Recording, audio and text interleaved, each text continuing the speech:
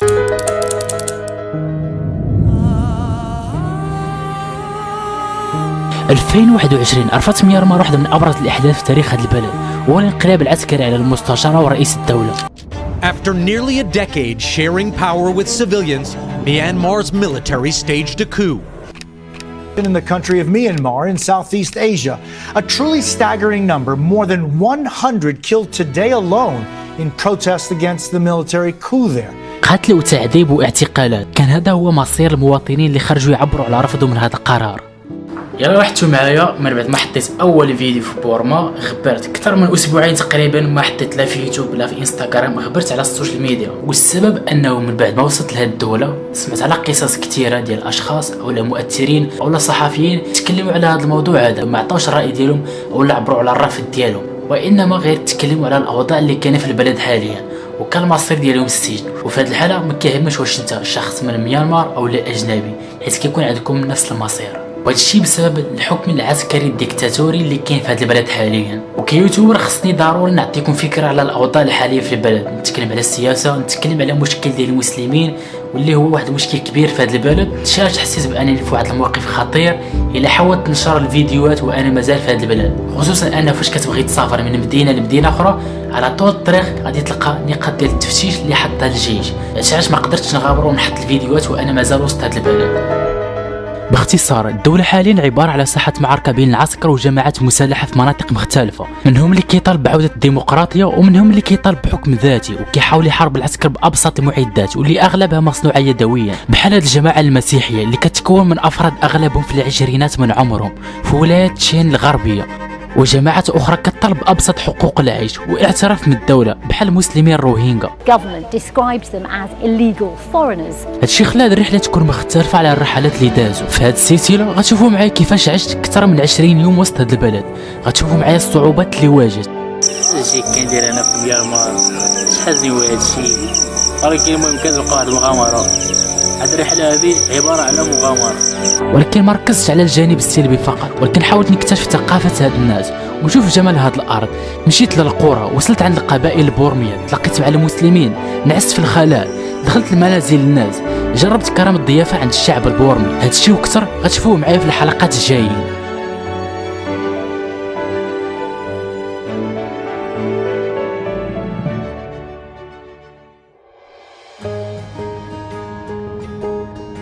والحلقه الاولى غتكون في يانغون واللي غنشارك معكم فيها كيفاش عشت اول يوم في هذه الدوله بكاع التفاصيل باش تاخذوا فكره على الحياه في ميانمار وعلى الشعب بالخصوص، كيف ما كتشوفوا معايا في الحلقات الاولين في كل دوله.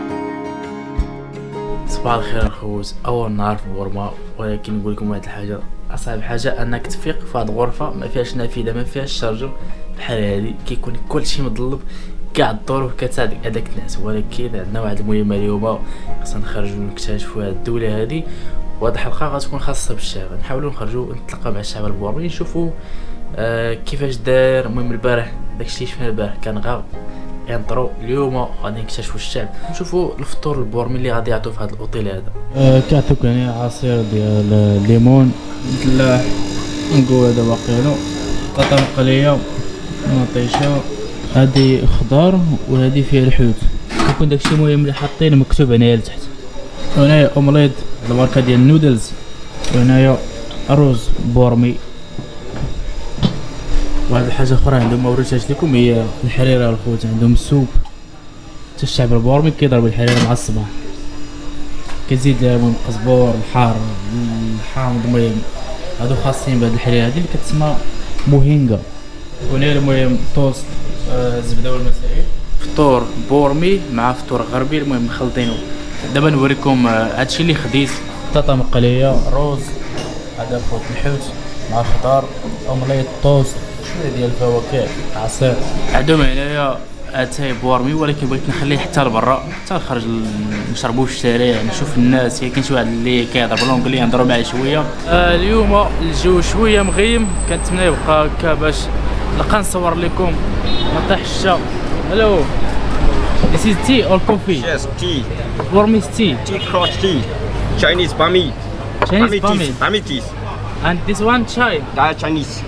This Chinese? is Chinese tea. Milk with tea. Yes.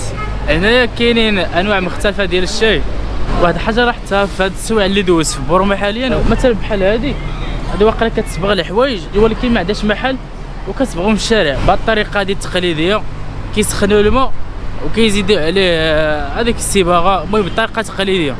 باش كنشوف ان البلاد واخا دايره العاصمه ما كنهضروش على الاحياء الراقيه، ولكن كنهضروا بصفه عامه مازال شويه واحد مازال كيتطوروا، وحيت عندهم بزاف ديال المشاكل الداخليه هادشي كيأثر على التطور ديالهم ولا التقدم ديال البلاد.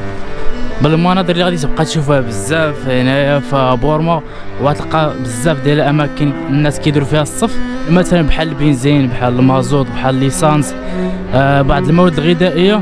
وهادشي هذا بسبب هاد الازمه هادي اللي كيخلي الاسعار تكون مرتفعه شويه بالنسبه للمواطنين وحتى السياح. هاي ثانك يو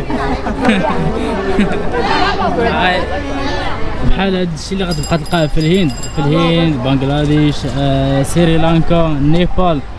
This one اوكي ثانك يو.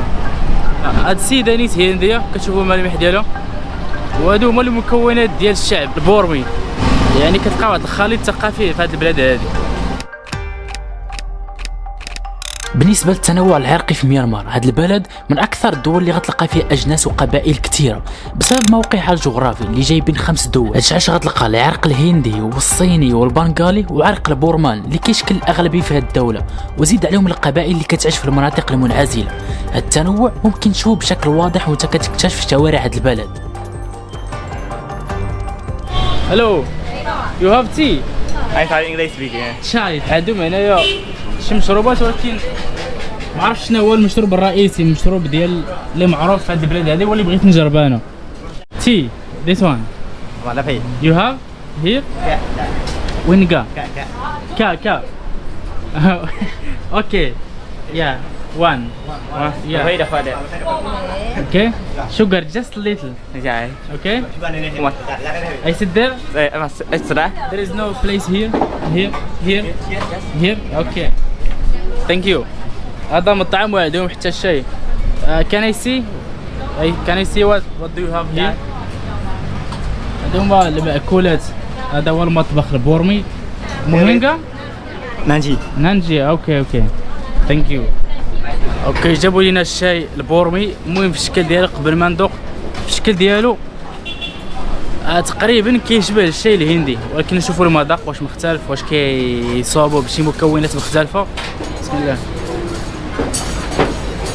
هادشي اللي قلت لكم تقريبا نفس المذاق مع الشاي الهندي الشاي، ولكن في الهند بعض المرات كيحطوا فيه سكينجبير جينجر، ولكن هذا يعني ميلك تي شاي عادي. توحش هذا المشروب هذا صراحه، خصنا نرجعوا للهند الخوت. هاو ماتش 1000 نينجا. هاد الشاي ديالهم تقريبا بنص دولار، 5 دراهم ما كاملاش. وهاد الحاجه تشوفوها في بورما او في الدول البوذيه، ولكن في بورما بالخصوص حيت بورما واحد الدوله اللي متدينه بالبوذيه. بحال ديما مثلا اللي مورايا في الصباح كيخرجوا سواء المونكس العيالات النساء او الرجال كيخرجوا في يدهم واحد السله كيجمعوا التبرعات. التبرعات تقدر تكون اكل، تقدر تكون فلوس، يعني اي حاجه.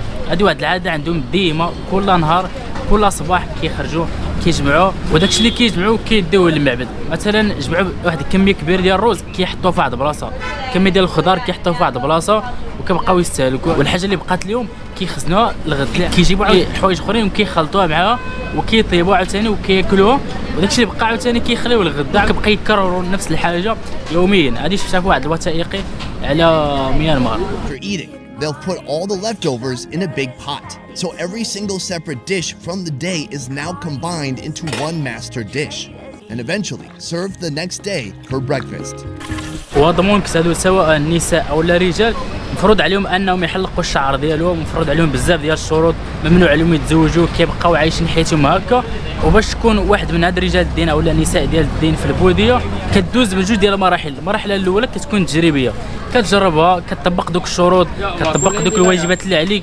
عجباتك التجربه، عجباتك هذيك الحياه، كتستمر فيها. ما عجباتك صافي كترجع للحياه العاديه ديالك. وكاينين المونكس اللي عجباتهم سواء نساء ولا رجال، عجباتهم هذه الحياه هذه، كيخرجوا بالنهار، كيقوموا بعض الطقوس، كيخرجوا في الصباح، كيكونوا غاديين في صف واحد مورا واحد كيبقاو يجمعوا التبرعات. كيف ما هذه اللي كانت مورايا مرا ماشي راجل، ولكن مفروض عليهم انهم يحلقوا الشعر ديالو. هاد القبعه معروفه عندهم هنايا بحال فيتنام تقريبا. اوكي نايس.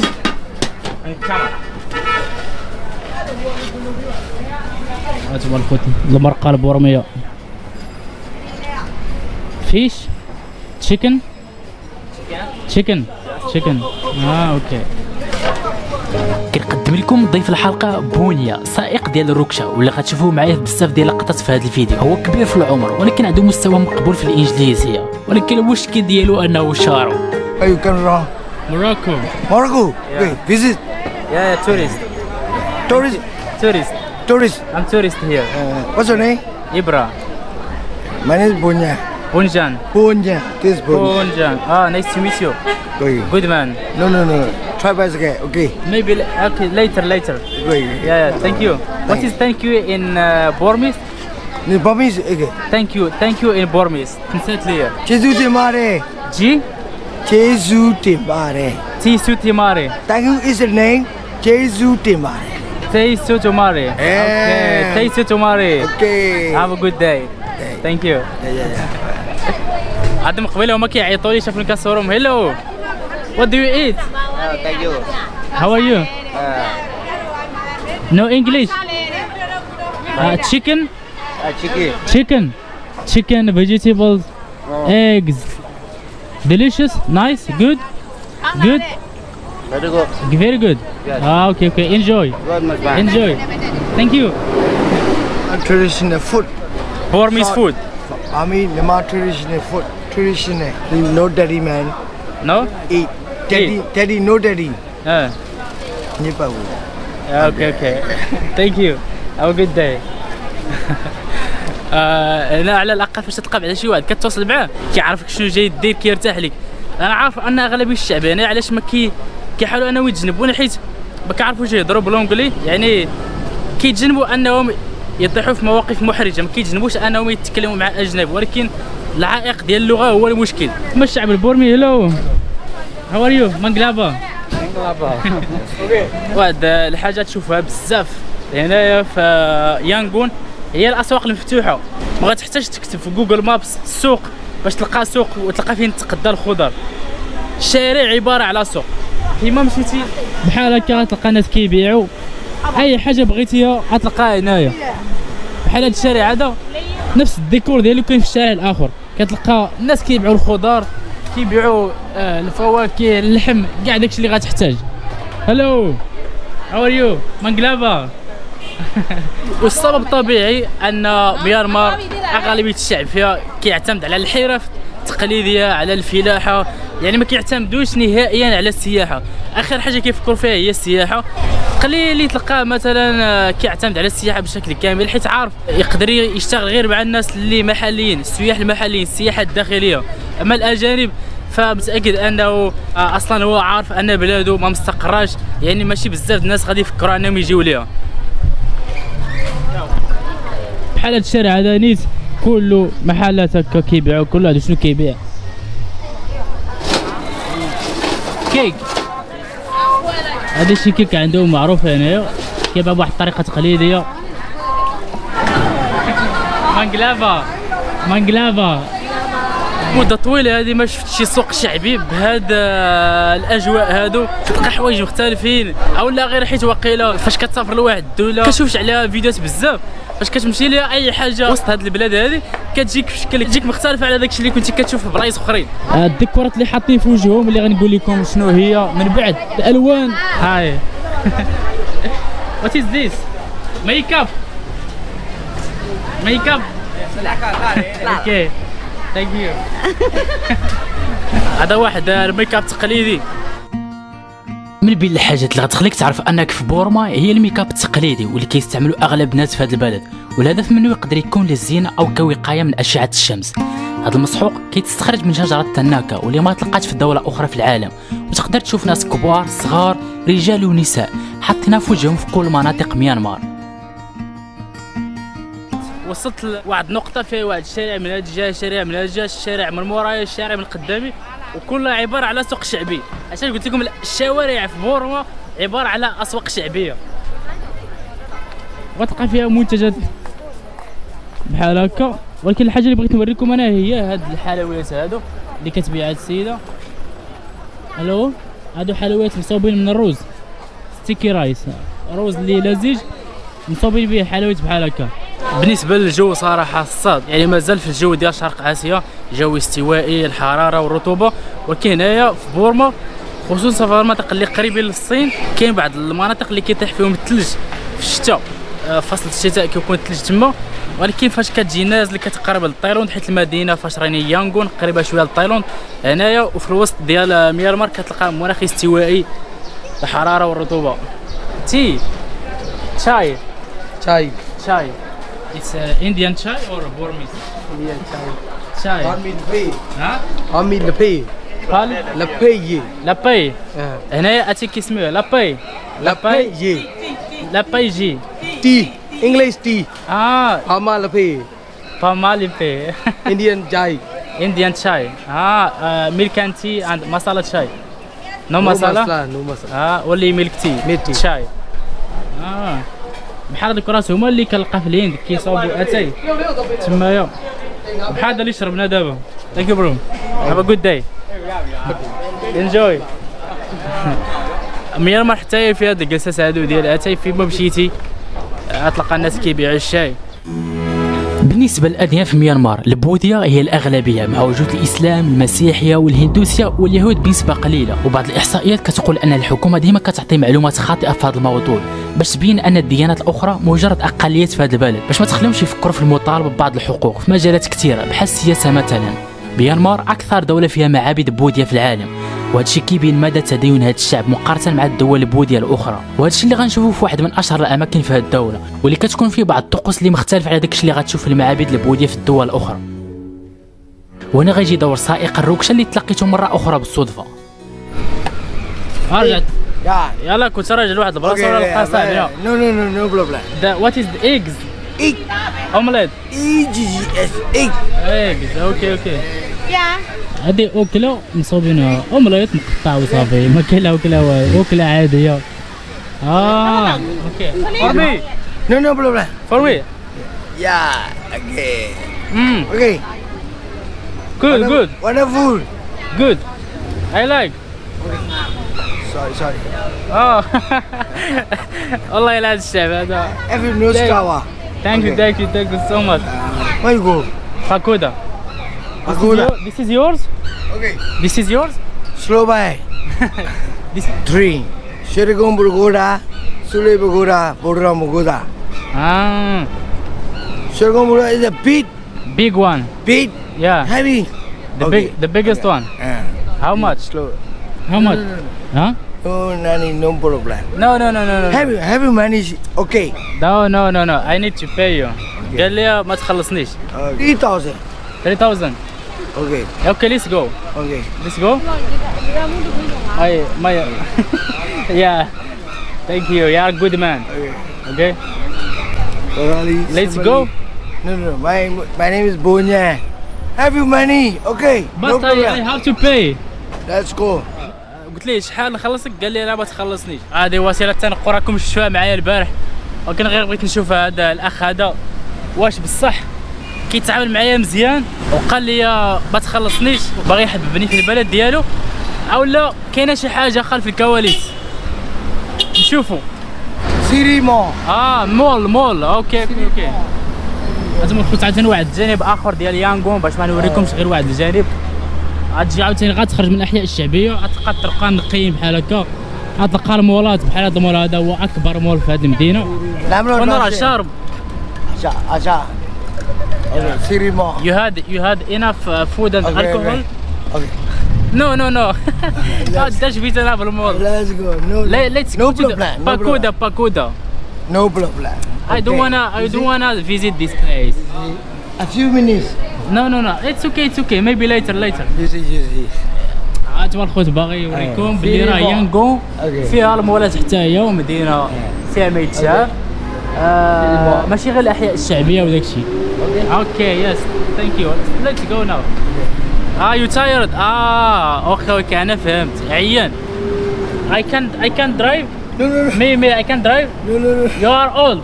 Okay. Me I drive. No, no. Why? You know nothing. Let's go. I drive. Me. drive. Okay, take a rest. Just take a rest. 5 minutes relax. ارتاح ليها مع راسك. Okay. اول بعد نمشيو. خذ راحتك. قلت له انا نزوق ما باش يخليني. Let's go inside. It's okay. The mall is a mall. Nothing special. Let's go. Yeah. Okay. You okay? Okay. You can? Okay. Okay. Double. Okay. Double. Okay. Double. Okay. Okay. اوكي جوج المرات. اوكي انا تايق فيك. Me I wanna drive. No. Why? انا نسوق. You. I know how to- understand. No, understand. I know how to Let's drive. go. I understand. Let's go. لا I understand how to drive. This problem. Let's go. Hi. You are strong. Hey. You are strong. No. Stop it. How old are you? No. Your Let's age. go to Segomogora. Yeah, Okay. let's go. Don't wait that. هذا واحد اوتيل 5 ستار الخوت. Okay. Bisho. هنايا بحال هذا الاوتيل هذا Okay. تلقاه بواحد الثمن اللي غالي بزاف. No. Don't انتما wait شفتوا معايا that. الاوتيل اللي راني فيه انا. Okay. اوتيل بسيط Okay. Don't wait 150 that. درهم 15 دولار. Okay. هذا تلقى 100 دولار ولا اكثر ولا 200. تستغرب Okay. حيت فيه مول لتحت والفوق اوتيل. دابا حنا في واحد الشارع كتحس به نقي. علاش؟ حيت فيه السفارات ديال البلدان. هنايا السفاره ديال اندونيسيا. تشوفوا هنا واحد التصويره ديال قبائل التوراجه اللي مشينا ليهم. في الجهه الاخرى تيس باكستان امباسي. يا باكستان. Yeah. اوكي بونيا. قلت ليه ارتاح حيت كان بعدا شارب هو. فاش تلاقيت به كان كيشرب وكياكل. عمل الهضره ديالو. How old are you? Okay. Your age? Me, I'm 25 years old. You? 5 years. 61. 61. You are strong. Old man. Old man, but صار ديك الخمسة. Strong. Strong. No problem. Me, I drive. I wanna drive. No. Why? I know how to drive. You understand? I have a bike. Yeah. I have a bike. You buy is a bicycle. Yeah. Also, this one is a bicycle. Try bicycle. Is it a Lamborghini? It's Ferrari, not. You know understand? Brake. Yeah. Heavy. It's heavy. I know what you mean. I understand. Okay. انا نسوق بيك. قال لي لا راك ما غاديش تعرف. قلت له الدراري انا ما عارف.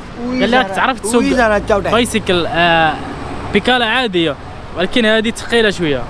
اوكي Let's go. وصلنا لمعبد اللي معروف هنا واكثر مكان عنده ريفيوز تقريبا في جوجل مابس في هذه المدينه هذه. في البحث ديالي على الدولة لقيت ان اغلب الاماكن السياحيه عباره على معابد، ولكن انا ما غاديش نركز عليهم. جبتكم لهذا حيت هو اكبر معبد في بورما. نوريكم دابا واحد الديكور اول مره غادي نشوف شي معبد. وهنا في دخلوا كيتشيكيوك بحال داكشي ديال المطارات. هادشي كيبين لكم ان هذا المعبد واحد المعبد اللي مهم في بورما. كيشبه شويه الديكورات ديال البنايات ديال المصريين القدماء الفراعنه. وكاع هادشي اللي كتشوفوا دابا بالصفر راه مصاوب من الذهب. كيجيو الاف ديال الزوار هنايا مثابه حج كيتلقاهم كيصليو الصلوات ديالهم. تشوفوا معايا هنايا بزاف الناس كيصليو وكيصليو في بلايص مختلفين. هادشي كيختلف بحسب اليوم اللي تزاديتي فيه. علاش بالنسبه للبورميين واحد الحاجه مهمه انهم يعرفوا اليوم اللي تولدوا فيه باش كيعرفوا البلاصه فين غادي يصليو. مثلا تزاديتي في يوم الاثنين غتمشي لواحد البلاصه فيها واحد التمثال ديال النمر. تزاديتي يوم الاحد غتمشي لواحد البلاصه فيها التمثال ديال الاسد. داكشي كيختلف على حسب اليوم اللي تزاديتي فيه. علاش كتلقى الناس كيصليو في بلايص مختلفين. This people was born in Tuesday. You know, I was born in Monday. My Me too. Yeah. Monday. Wow. Yeah, so we're on the same Yeah, day. that's where we met here. You know? Yeah, that's right. Yeah. And our corn is over there. It's a You know, tiger, right? Yes. كيمشيو لديك البلاصه اللي خاصه بهم اللي فيها يوم الازدياد ديالهم. كيبقاو يرشوا الماء فوق هذاك التمثال ديال بوذا اللي كما كتعرفوا انه الشخص المقدس في هذه الديانه، واللي كيخلي هذا المعبد هذا واحد المعبد مقدس. كيامنوا انه كاين فيه 4 الحاجات من الممتلكات ديالو، تقريبا شي زغبات من الشعر ديالو، واحد القطعه من الثوب اللي كان لابس، واحد الحاجه كان كيشرب فيها، 4 ديال الحاجات من ديك الوقيته اللي كان عايش فيها. كما قلت لكم كاينه شي حاجه مهم. في الاول قال لي يا بسي. ثانك يو. قال لي غا ديك ما غتعطيني والو. انا درت معاه الصواب، قلت لي زعما شحال، ولكن واخا كنت تهليت فيه حيت مشينا واحد المسافه طويله. ولكن ما عليكش، مره اخرى ملي نقول لك الثمن قول لي الثمن بلا ما تبقى دير مع ديك هكا صافي. يلا شوف الله يسهل عليك. حاجه غتشوفها في الشوارع ديال ميانمار هي طريقه البناء ديالهم، شي بنايات غادي تشوف فيها الستيل البريطاني، هذا محافظين عليها بحال هذه الستيل البريطاني. بزاف ديال البنايات حكوميه، هنايا واحد البنايه اخرى ستيل بريطاني، شي بنايه حكوميه.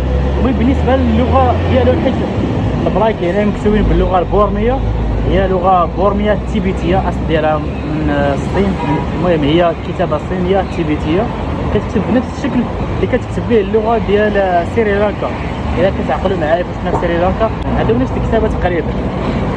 واش رديتوا معايا البال فاش خلصت هذاك الدرايفر اللي كان معايا، ولا رديتوا مورانا بالضبط غتلقاو واحد الجندي تما، وكاين في الجهه الاخرى عاوتاني واحد الجندي اخر حاطين دوك الخناشي ديال الحرب وعندهم السلاح ومستعدين لاي حاجه. هادشي كيوريك ان هاد البلاد هذا ما مستقرش، يعني تقدر توقع فيه اي حاجه. نجربوا شي اكله بورميه ديال ميانمار باش نعطيكم فكره على الاكل. تلقى في الشارع بزاف المحل بحال هكا، الو كيبيعوا شي حاجه خفاف. هادي بيت ديال السمان كيبيعوا هادو، ولكن حنايا بغينا وجبه حقيقيه وشي حاجه بورميه، شي اكله بورميه اللي ما لقاوهاش في شي بلاصه اخرى. هي غتنطع من هنايا قريب عنده ريفيز بعدا مزيانين. وهذا الو السلام عليكم. منيو السلام عليكم. شوفوا شنو عنده هنا. ما بانش لي دوك الاكلات البورميه اللي زعما قريت عليها فاش كنت كنبحث. هادو اكلات خاصه بالمسلمين واقيلا، كلهم فيهم اللحم، المرقه، هذه التقليه، هذا الدماغ، هذه وقيله الكبده، وهنايا كاينين شي حوايج اخرين. المهم نمشيو على المرقه الخوت. يعني غامر ناخذ هاد التقليه هذه ونشوف كيفاش دايره. Finish this one. Finish. Which one is available? Beef, goat. And you give with roti or Rice, only rice. only rice. There is no roti or chapati or. Okay, which one? This one and. This one. Okay, maybe this one. Yeah. Okay. Thank you. This curry. Okay. هذا هو الغدا ديالنا. المهم شي حاجه زعما ماشي شي حاجه جديده، اللحم البقريه، مرقه، الرز. المهم تغداو الخوت. ايامات الاخرين نجربوا الاكل البورمي، مازال عندنا ايامات طوال هنايا نشارك معكم الاكل، الثقافه، اللباس، الشعب. المهم هذه الحلقه هذه خاصها شويه بالشعب، جبت لكم دويرات في المدينه. عرفتوا شنو وقع لي دابا؟ باغي نخلصهم واكتشفت بلي ما بقاش عندي الصرف، بقات عندي غير العمله التايلانديه. قلت لهم واش كتقبلوها؟ حيت انا سمعت بزاف الناس كيقبلوا العمله ديال تايلاند هنايا. سولتهم قالوا لي لا غير العمله ديالنا. وقلت لهم اوكي، المهم غادي نمشي لشي بنك كنجبد الفلوس ونرجع. قلت لهم غنخلي عندكم الكارطه ديالي امانه. قالوا لي لا غا خذ. انا كنقول لهم انا نخليه كضمانه. كيقول لك لا حنا ثقين فيك، غاسيه. المهم بالنسبه لهاد الاكله هذه ب 5000 كياط تقريبا، 5000 كياط كتقسمها على جوج تقريبا $2.50 بحال هكاك، 25 درهم. وهما شحال هما كيزيدوني الرز، كيزيدوني المرقه، حتى المهم صافي. المهم نجيبوا العمله الصعبه، العمله البورميه، ونرجعوا نخلصوا خوتنا. بدات كتغيم الخوت، علاقه ما تشدنيش حتى هنايا، حيت بعد شويه على البلاصه اللي راني ساكن فيها. دزت الاستفاره ديال الهند كيف قلت لكم، سولتهم واش ممكن ناخذ الفيزا ديال الهند هنايا. قالوا لي واه دار كسائح في ماليزيا، في تايلاند ما تقدرش تاخذ الفيزا ديال الهند الا كنتي سائح، خصك تكون مقيم. كتمشى من كيشي لكيشي، من اي تي ام لاي تي ام، ومازال ما لقيتش. جيت واحد هنا دابا مورايا، كاينين الناس دايرين الصف. شوف لقيت راسي خرجت من الاحياء الشعبيه. انتم كتشوفوا الانواع ديال المنازل اللي هنايا، المهم فيها بعدا عمارات كبار. مشيت بزاف ديال الكيشيات، ولكن اغلبيه يا اما كتلقاه ما خدامش، يعني ما خدامش كاع، ماشي ما قبلش الكارطه ديالي، ما خدامش. اللي كتلقاه مسدود، اللي كتلقاه في البنكه كيحطوا الكيشيات لداخل، ما كيخليوش واحد برا. كتسد البنكه صافي، ما كيبقى لا اي تي ام لا والو. نجربوا هذا ساعتين نرجع عاوتاني المحل ديال خوتنا باش نخلصوا مشكله. دخل دابا الكارطه البنكات المغرب غادي يقولوا لك كارطه مغربيه في الاراضي البورميه. سحبت دابا تقريبا 10 من هذه الاقتطاعات من شي 4 دولار 50 درهم بحال هكا 100,000 سحبت 100,000 هنايا.